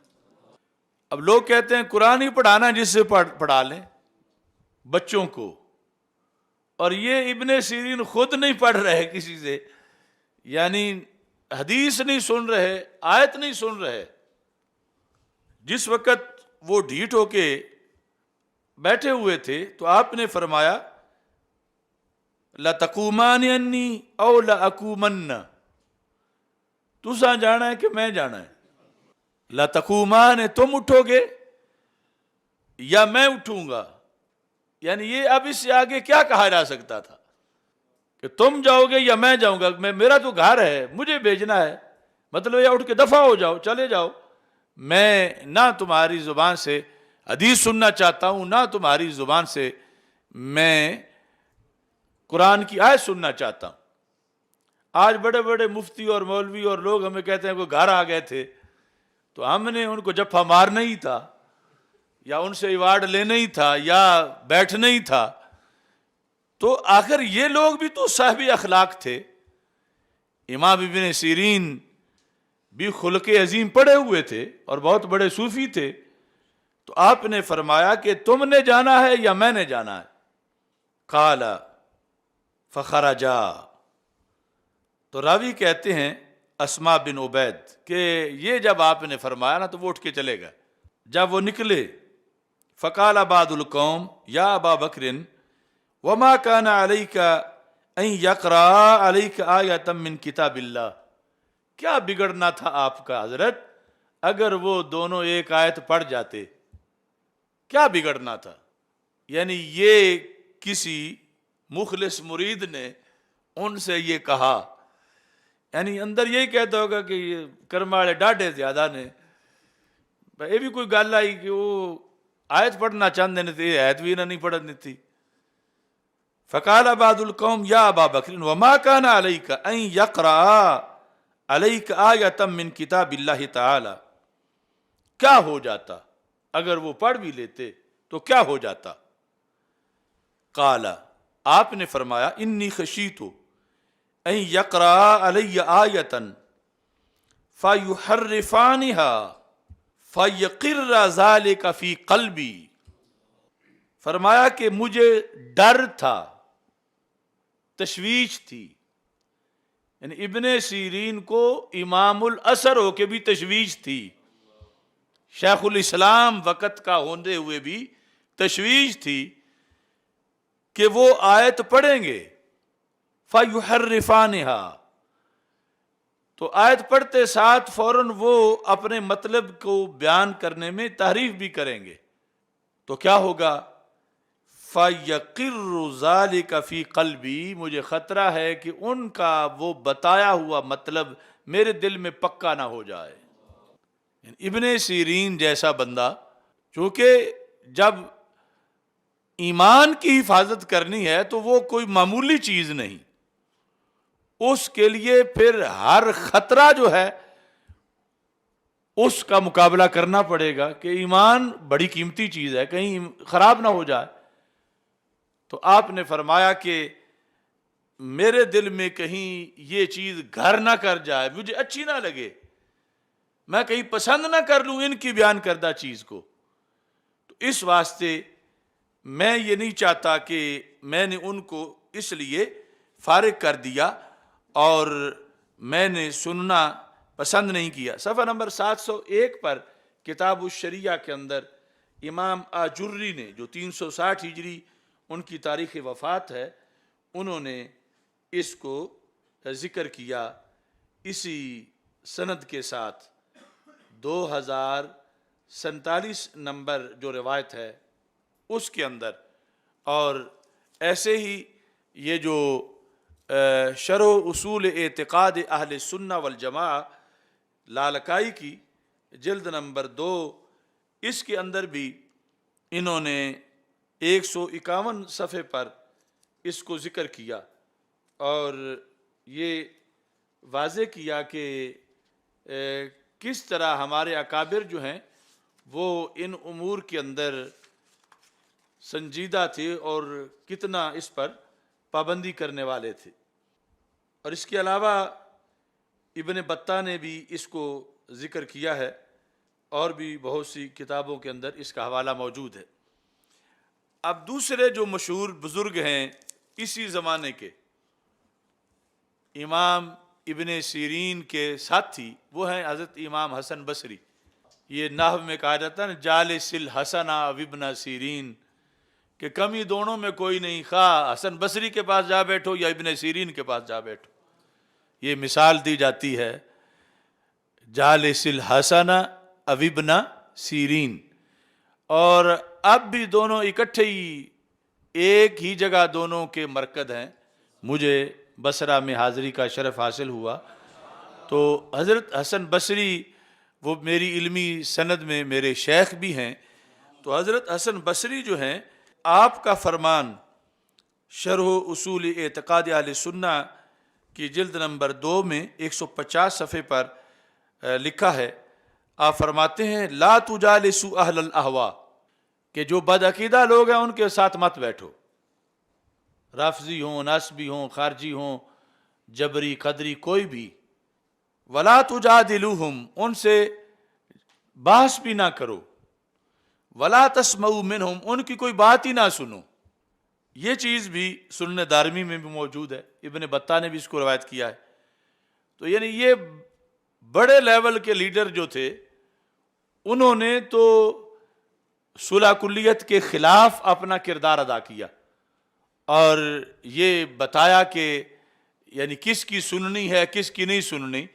اگر اتنی بڑی صلاحیت ہو تو پھر بھی حفاظت کے لیے حکم دیا کہ تم ایسے امور کے اندر حفاظت کرو۔ اور یہاں پر حضرت ابو قلابہ، ان سے حضرت ایوب سختیانی جو ہیں انہوں نے روایت کیا اسی کتاب کے اندر۔ ایوب سختیانی کہتے ہیں، یہ بہت بڑے تابعی ہیں، کہتے ہیں قال علی ابو قلابہ یا ایوب احفظ انی اربعہ۔ ابو قلابہ نے کہا کہ ایوب مجھ سے 4 چیزیں سیکھ لو۔ پہلے 5 تن پاک کے لحاظ سے 5 گزری ہیں جو حدیث میں، تو اب یہ 4 یار کے لحاظ سے 4 بھی سیکھ لو، یہ بھی بڑی کام کی ہیں۔ پہلی کیا ہے؟ چونکہ ایوب سختیانی بھی وقت کے بہت بڑے امام تھے، تو کہا لا تقولن فی القرآن برأیک، قرآن کے بارے میں کبھی اپنی رائے پر عمل نہ کرنا، یعنی تفسیر بالرائے نہ کرنا، اپنی مرضی سے قرآن میں اپنی مرضی نہ چلانا۔ وَإِيَّاكَ وَالْقَدْرَ، اور قدریہ جو فرقہ ہے ان سے بچ کے رہنا۔ وَإِذَا ذُكِرَ أَصْحَابُ مُحَمَّدٍ صلی اللہ علیہ وسلم فَأَمْسِكْ، اور جب اصحاب رسول صلی اللہ علیہ وسلم کا ذکر آئے تو زبان کو سنبھال لینا، یعنی کسی طرح کی کبھی بھی کوئی بے احتیاطی نہ کرنا، عام نہ سمجھنا کہ چلو بول لیں، یہ امساک ہے۔ یعنی شان تو بیان کرو، مگر کبھی اگر کوئی تجھ سے کہلوانا چاہے یا اس طرح کی کوئی بات کرتا ہے، کوئی ویک پوائنٹ لانا چاہتا ہے، تو اپنی زبان فوراً بند کر لو۔ چوتھے نمبر پر، وہ ہمارا ابھی خصوصی موضوع کا حصہ ہے، وَلَا تُمَكِّنْ أَصْحَابَ الْأَهْوَاءِ مِنْ سَمْعِكَ، کسی بد عقیدہ کے سامنے اپنے کان کو پیش مت کرنا، کہ کسی بد عقیدہ کو یہ کنٹرول مت دو کہ وہ بولے اور تمہارے کان سنے، ایسا کبھی نہ کرنا۔ یعنی ایوب سختیانی جیسے امام جو ہیں ان کے لیے تو یہ پابندیاں تھیں اور پابندیاں انہوں نے سمجھی، اور آج چھوٹے چھوٹے جو ہیں وہ کہتے ہیں جدھر سے جا کے ہم جو کچھ کرتے پھریں۔ تو کہا کہ اصحاب احوا کو کبھی بھی تم اپنے کانوں پر تمکین نہ دو، یعنی انہیں یہ موقع نہ دو کہ وہ بولیں اور وہ بولا ہوا تمہارے کانوں میں داخل ہو، ان سے اپنے آپ کو ہمیشہ جو ہے وہ بچا کے رکھنا۔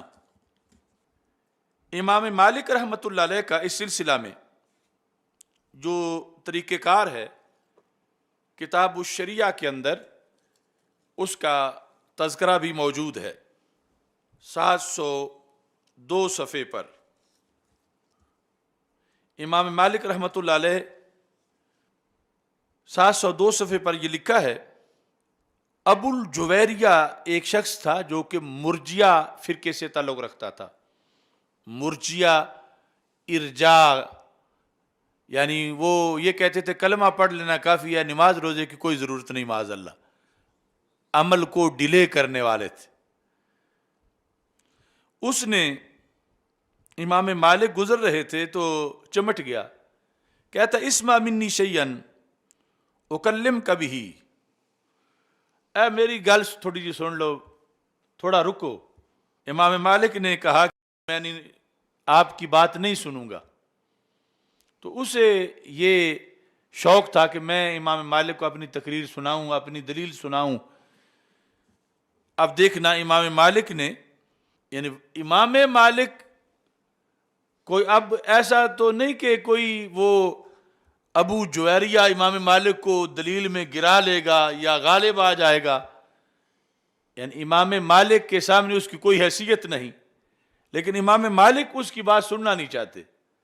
تو جان چھڑانے کے لیے آپ نے فرمایا فَإِن غَلَبْتَنِي، کہ تو اگر مجھ پہ غالب آ گیا اپنے موقف بیان کرنے میں تو پھر کیا بنے گا؟ تو کہتا ہے ان غلبتوں کا اتبعتنی، پھر تم میرے پیروکار بن جانا۔ اگر میں تجھ پہ غالب آ گیا تو پھر مغلوب ہو جاؤ گے تو پھر میری بات ماننا، میرے پیچھے چل پڑنا۔ امام مالک نے فرمایا فَإِن جَاءَ رَجُلٌ آخر فَكَلَّمَنَا فَغَلَبَنَا، اگر ایک تیسرا بندہ آ گیا اور وہ ہم دونوں پہ غالب آ گیا تو پھر کیا کریں گے؟ یعنی مجھ پہ تم غالب آ گئے تو آپ کہتے ہو میں آپ کے پیچھے چل جاؤں، تو اگر کوئی تیسرا آ کے ہم دونوں پہ غالب آ جائے تو تمہارے اصول کے مطابق پھر کیا کرنا چاہیے؟ تو کہنے لگا نتابعہ، پھر ہم اس کے پیچھے چل پڑیں گے۔ تو امام مالک نے کہا یا عبداللہ بعث اللہ عز وجل محمدا بدین واحد، اللہ نے حضرت محمد مصطفیٰ صلی اللہ علیہ وسلم کو ایک دین دے کے بھیجا ہے۔ اب تیرے وتیرے سے تو پتہ چلا کہ دین کئی ہیں، کہ جو بھی غالب آتا جائے دین بدلتا جائے گا۔ تم غالب آؤ تو پھر دین وہ ہے جو تم کہہ رہے ہو، وہ آ جائے جو ہم دونوں پہ آ جائے پھر دین وہ ہے جو وہ کہہ رہا ہے۔ تو اس کا مطلب یہ ہوا کہ ہر گھڑی دین بدل رہا ہے، ہر گھڑی حق بدل رہا ہے۔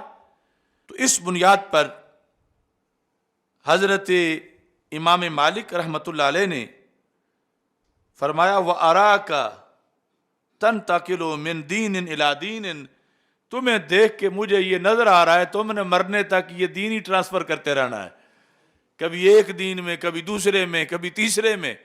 تو اس بنیاد پر امام مالک رحمۃ اللہ علیہ نے یعنی اس کی بات نہیں سنی لیکن اس کو مبہوت کر دیا کہ یہ کوئی بات نہیں جو تم نظریہ لے کے چل رہے ہو، اور یہ جو فکر فلسفہ ہے اس پر بھی آپ نے واضح کر دیا کہ عارضی طور پر کوئی ہو سکتا ہے کسی سے مطمئن ہو جائے اور کسی سے کوئی مغلوب ہو جائے، لیکن وہ مغلوب ہونا ایک فرد کا مغلوب ہونا ہے، وہ دین کا تو مغلوب ہونا نہیں ہے کہ اس کی وجہ سے وہ جس دین پر ہو اس دین کو چھوڑ دیا جائے۔ اسی بنیاد پر حضرت عمر بن عبدالعزیز رضی اللہ تعالیٰ عنہ فرماتے تھے من جعل دینہ غرضا للخصومات اکثر التنقل، فرمایا کہ جو دین کے مسئلے میں اس پر رہتا ہے کہ جہاں میں بحث کر کے پہنچا وہی میرا دین ہوگا، تو کہا وہ ساری عمر پھر دینی خانہ بدوش ہی رہتا ہے کہ اس کو پھر دین حقیقی ملتا ہی نہیں، وہ اس طرح ہی پھر یعنی فکری غیر مقلد اور فکری آوارہ گرد بن کے وہ زندگی بسر کرتا ہے، اس کو کبھی بھی حقیقت تک اس کو رسائی نہیں ہوتی۔ اب یہ بحث جو ہے اس کو خلاصے کی طرف لانے کے لحاظ سے میں سیدنا مہر علی شاہ صاحب رحمۃ اللہ علیہ کا ایک قول پیش کرنا چاہتا ہوں. ویسے اس پر سارے اکابر کے ہی بالخصوص اعلیٰ حضرت فاضل بریلوی رحمۃ اللہ علیہ کے فرامین بھی کثرت سے موجود ہیں، لیکن میں کئی وجوہ کی بنیاد پر ترجیح دے رہا ہوں اس سبجیکٹ میں ملفوظات مہریہ سے حضرت پیر سید مہر علی شاہ صاحب رحمۃ اللہ علیہ کے اس ملفوظ کو. اور یہ آج کے زمانے کے بہت سے فتنوں کا جواب ہے اور بہت سی آوارہ گردیوں کے لیے یہ ایک تہذیب کا پیغام ہے. ملفوظات مہریہ کے اندر آپ نے جو ارشاد فرمایا، ایک ایک لفظ بہت قیمتی ہے. یہ ملفوظ نمبر 156 ہے اور 117 نمبر صفحہ ہے کہ بد عقیدہ کی تقریر کتنی نقصان دہ ہے. بد عقیدہ کا خطبہ، بد عقیدہ کی تصنیف، بد عقیدہ کا لیکچر، یہ سب کے لحاظ سے. اور چلو ہم جیسے آج لوگ یہ بات چھیڑ بیٹھے ہیں اور حق بڑوں کا ہے کہ وہ کریں، تو یہ اتنے بڑے بزرگ، اتنے بڑے آستانے اور جو منسلکین کے ان کے لحاظ سے بھی ان کے ذریعے سے ہم کوشش کر لیتے ہیں کہ کوئی سنے تو صحیح کہ پیر صاحب کیا کہتے ہیں. اور یہ جو پچھلے سارے ایک مکس اچار بنا کے بیٹھ جاتے ہیں کہ کسی سے ختم نبوت سن رہے ہیں، کسی سے جو ہے وہ سیدہ پاک رضی اللہ تعالیٰ عنہ کی شان سن رہے ہیں، کسی سے نشان منزل پوچھ رہے ہیں. تو یہ سوچیں تو صحیح کہ یہ بڑوں نے آخر ایسا کیوں نہیں کیا اور بڑوں کا موقف کیا تھا، اور یہ پچھلے کیوں ان کو فالو نہیں کرتے. چندے ان کے نام پہ لیتے ہیں، سلام ان کے نام پر اور اعزاز ان کے نام پر، اور انہی کی تعلیمات سے دھوکہ کرتے ہیں. آپ نے فرمایا اب یہ نسل نو کے جتنے ہمارے مبلغ ہیں یہ سب پہ فرض ہے کہ یہ ملفوظ ہر جگہ بیان کریں، طلباء بھی بیان کریں، جو کہ اس سے انشاءاللہ فیض بڑا آگے تقسیم ہوگا. آپ فرماتے ہیں کفار کا مومنین کے ساتھ جنگ کرنا، کفار کا جو ٹوٹلی کافر ہیں، اور تقریر نہیں کرنا، بم مارنا ان کا، مسلمانوں کو ان کا تلواریں چلانا، تیر چلانا، ان کا مسلمانوں کے اوپر گولے مارنا توپوں کے ساتھ یا جہازوں سے ہوائی حملہ کرنا. کہتے ہیں کفار کا مومنین کے ساتھ جنگ کرنا در حقیقت اتنا مضر نہیں. یہ لفظ مضر ہوتا ہے، مضر نہیں. مضر اضر یضر، اضرر یضرر اضرارا فهو مضرر مضر. تو چونکہ سگریٹ کی ڈبی بھی لکھا ہوتا ہے تو وہ سگریٹ نوشی صحت کے لیے مضر ہے. تو یہ مضر بھی پورا صحیح تلفظ سے لوگوں کو پڑھنا نہیں آتا، مضر ہی کرتے رہتے ہیں. تو وہ لفظ مضر ہے، عربی میں مضر اور اردو میں مضر. فرمایا کہ کفار کا مومنین کے ساتھ جنگ کرنا در حقیقت اتنا مضر نہیں جتنا کہ بد اعتقاد لوگوں کی تقریر و تحریر. ادھر ہے کافر کی جنگ، ادھر ہے بد عقیدہ کی تقریر کہ کافر کی جنگ سے جو بھی اسلحہ اس کے پاس ہو اور ہے بھی اندر باہر سے کافر، اس کی جنگ سے اتنا نقصان نہیں ہے جتنا کہ بد اعتقاد لوگوں کی. بد اعتقاد بولا ہے، یہودی نصرانی ہندو سکھ کی بات نہیں ہو رہی، اگرچہ وہ بھی عقیدہ تو بد ہی ہے ان کا، لیکن بد اعتقاد اسلام کے دائرے کے اندر اہل سنت سے ہٹ کر جو لوگ ہیں ان کو کہا جاتا ہے. جس طرح اہل احوا یا اہل بیدع، تو یہاں انہوں نے لفظ بولا بد اعتقاد. جتنا کہ بد اعتقاد لوگوں کی تقریر و تحریر، یہ دعویٰ آگے دلیل سنو. کیونکہ کفار کے ساتھ جنگ سے بڑی تکلیف یہی ہوتی ہے کہ مومن کفار کی تلوار کے غلبہ سے مقتول ہوتے ہیں. یعنی کافر لڑیں گے تو انہوں نے کوئی کمی تو چھوڑنی نہیں، اپنا پورا زور انہیں لگانا ہے، تو کیا ہوگا کہ بالآخر مسلمان شہید ہو جائیں گے. وہ جو ان کے قابو آ جائے گا، جہاں وہ حملہ کر سکیں گے، تو ان کی تلوار کے غلبہ سے مسلمان مقتول ہوتے ہیں. لیکن یہ ہے تصوف، یہ ہے اصل فقر غیور. یہ فقر غیور کا لفظ کئی لوگ اپنے رسالوں پہ لکھتے ہیں، لیکن وہ فکر تنوری پھر بن جاتا ہے بالآخر. تو فقر غیور جو ہے، فقر غیور، وہ پیر میر علی شاہ صاحب کا اگلے جملے سے پتہ چل رہا ہے. کہتے ہیں کہ یعنی بظاہر تو یہ کہ بہت بڑا مسئلہ بن گیا کہ بندہ مسلمان تھا، کافروں نے مار دیا ہے. تو کہتے ہیں لیکن ایمان رکھتے ہوئے مقتول ہونا تو ایک بڑی کامیابی ہے. یعنی بندہ حالت ایمان میں قتل ہو جائے تو بڑی کامیابی ہے. یہ کسی پیر کی زبان سے نکلا ہوا لفظ تو وہ واقعی پھر پیر ہے. فرماتے ہیں کہ لیکن ایمان رکھتے ہوئے مقتول ہونا یعنی قتل ہو جانا تو ایک بڑی کامیابی ہے. کیوں؟ دنیا ہمیشہ رہنے کی جگہ نہیں. مر تو ویسے بھی جانا ہی تھا، چلو کافر کے ہاتھ سے مر کے شہادت تو مل گئی ہے. کہتے ہیں دنیا ہمیشہ رہنے کی جگہ نہیں، انسان محل حوادث ہے. انسان خود محل حوادث ہے. تو جو چیز محل حوادث ہو خود بھی حادث ہوتی ہے. دنیا ہمیشہ رہنے کی جگہ نہیں، انسان محل حوادث ہے. جسم برباد بھی ہو جائے مگر ایمان باقی رہے تو کوئی ضرر نہیں. جسم برباد بھی ہو جائے مگر ایمان باقی رہے تو کوئی ضرر. یعنی کافر نے مارا تو جسم برباد ہوا، ایمان تو نہیں نہ برباد ہوا. یہ فرق بتا رہے ہیں کہ بد عقیدہ کی تقریر اور کافر کا گولا اور تلوار. کہ کافر کی تلوار سے مومن جو ہے وہ شہید ہو گیا تو کہتے ہیں ویسے اس نے کب ساری زندگی رہنا تھا، باقی قیامت تک اس نے جانا ہی تھا. تو حالت ایمان میں رہ کر دنیا سے چلا گیا تو کہتے ہیں کہ مگر ایمان باقی رہے تو کوئی ضرر نہیں. مگر جو شخص اسلام کا دعویٰ کرے، اب یہ جو میں نے وضاحت کی بد اعتقاد لوگوں کی، وہ خود انہوں نے ذکر کر دیا کہ یہاں بد اعتقاد وہ ہندوؤں، سکھوں، یہودیوں، نصرانیوں کو نہیں کہہ رہے، بلکہ کلمہ گو جو اسلام والے اور ہیں آگے بد عقیدہ ان کی بات کر رہے ہیں.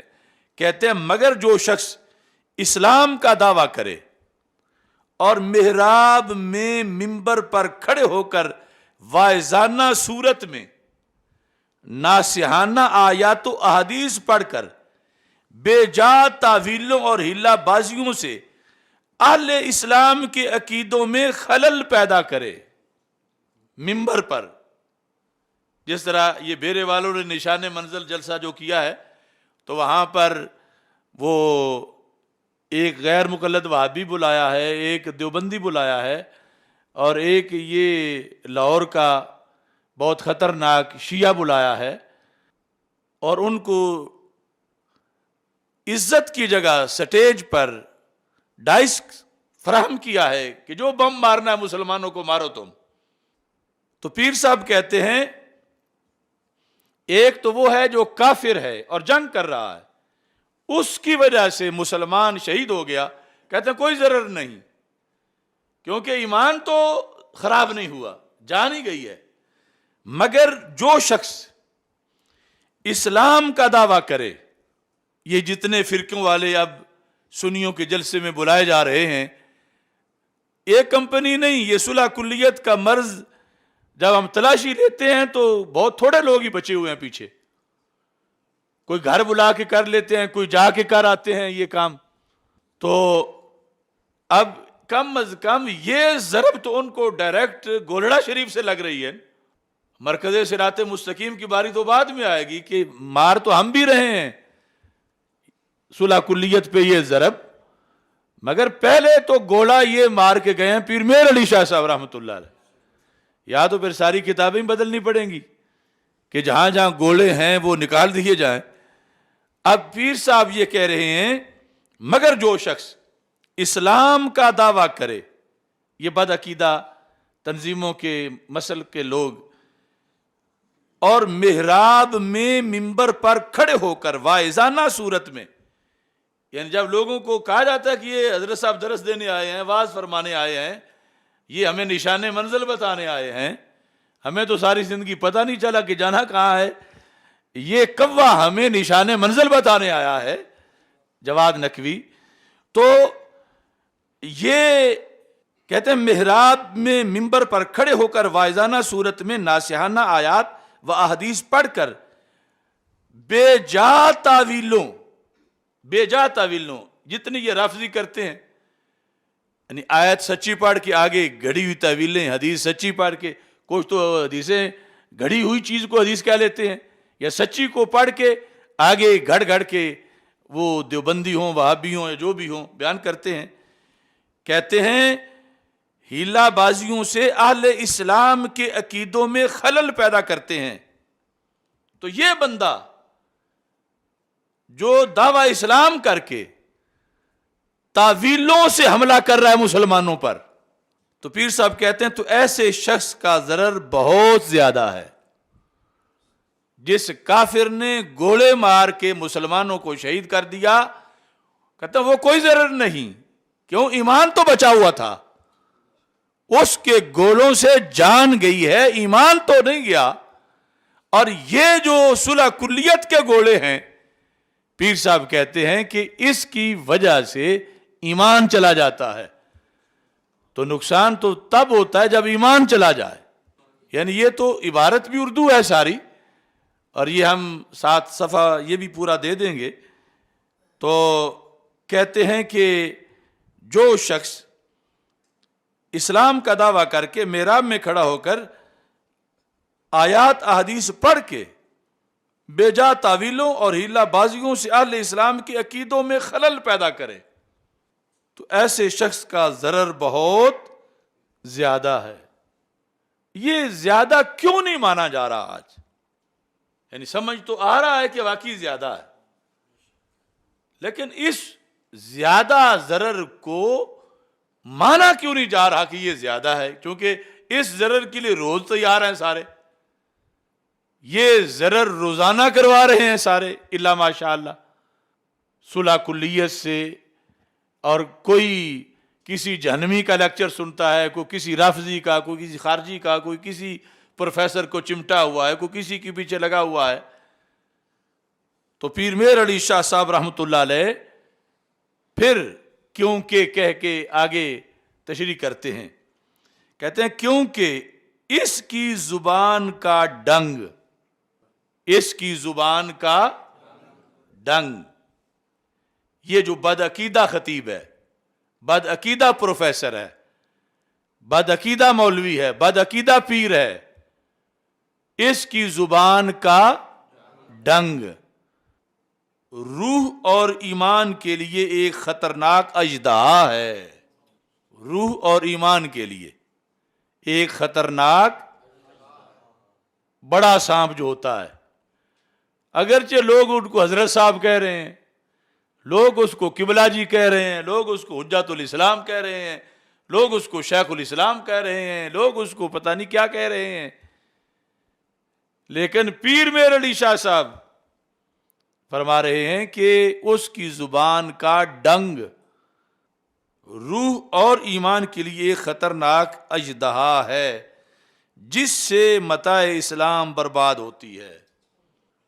صحبت بد کا اثر برے کام کرنے سے بھی زیادہ برا ہوتا ہے۔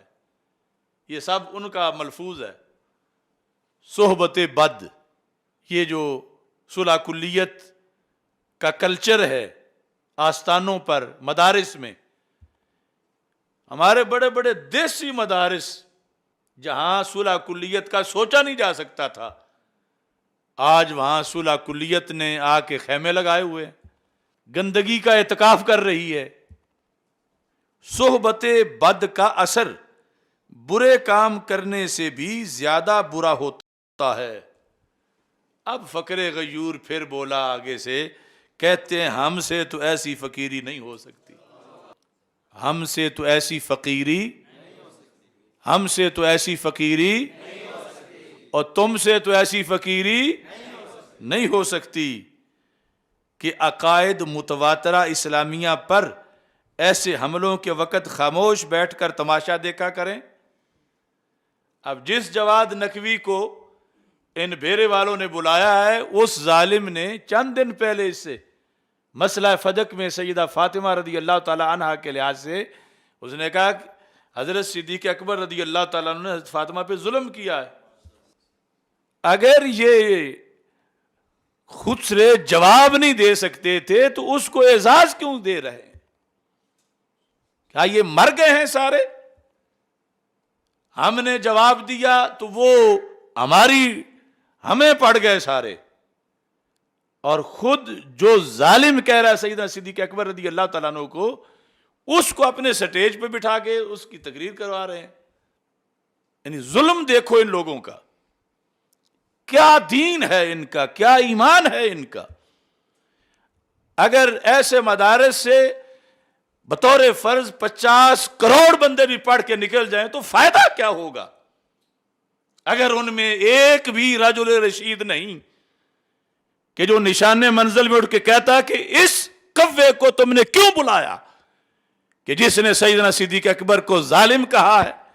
یہ گول مول لوگ، گول مول کئی نیول نما خطیب کہتے ہیں کہ اب سنیوں میں دیکھو جی حضرت صدیق اکبر رضی اللہ تعالیٰ عنہ کی آڑ میں سیدہ فاطمہ کے خلاف بولا جاتا ہے۔ اور کتوں کون بولتا ہے سنیوں میں ایسے؟ تم نے اذان حق پر یہ خباثت شروع کر دی، خود گونگو بول نہیں سکے، حضرت فاطمہ رضی اللہ تعالی عنہ کے خلاف جو بولے تو ہم اس کا بھیجا نکال دیں۔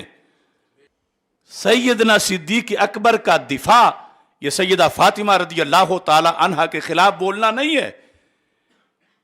آج اگر فاطمہ زندہ ہوتی تو حضرت صدیق اکبر کے خلاف بھونکنے والوں کو جو وہ عذاب دیتی دنیا دیکھتی۔